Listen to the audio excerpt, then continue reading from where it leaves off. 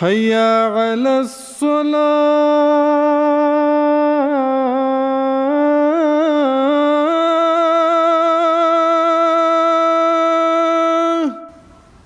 رمضان کو شہر قرآن کہا گیا ہے، یعنی یہ وہ مبارک مہینہ ہے جس میں قرآن کریم کا نزول شروع ہوا۔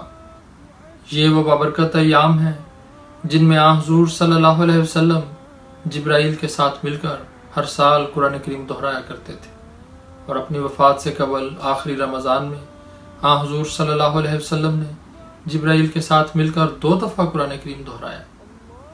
پس رمضان کے ایام قرآن کریم کی یاد کے ایام ہیں، قرآن کریم کی طرف خاص توجہ کے ایام ہیں، قرآن کریم پڑھنے، پڑھانے، سننے اور سنانے کے ایام ہیں، قرآن کریم کی محبت دلوں میں پیدا کرنے کے یہ دن ہے۔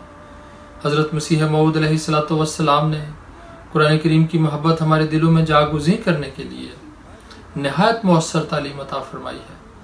آپ فرماتے ہیں کہ اللہ تعالیٰ نے آپ کو مخاطب کر کے فرمایا، الخیر کلہ فی القرآن، کہ تمام قسم کی بھلائیاں قرآن کریم میں ہیں۔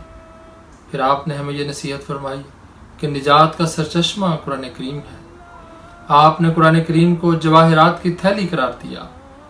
آپ نے یہ بات بیان فرمائی کہ جو لوگ قرآن کو عزت دیں گے وہ آسمان پر عزت پائیں گے۔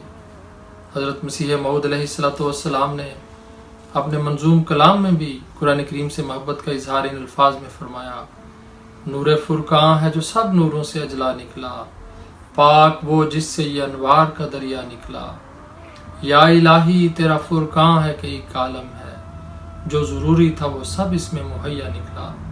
پس رمضان کے مبارک ایام میں ہمیں بکثرت تلاوت قرآن کریم کرنی چاہیے، قرآن کریم کے معانی پر غور کرنا چاہیے، قرآن کریم حفظ کرنے کی طرف توجہ کرنی چاہیے،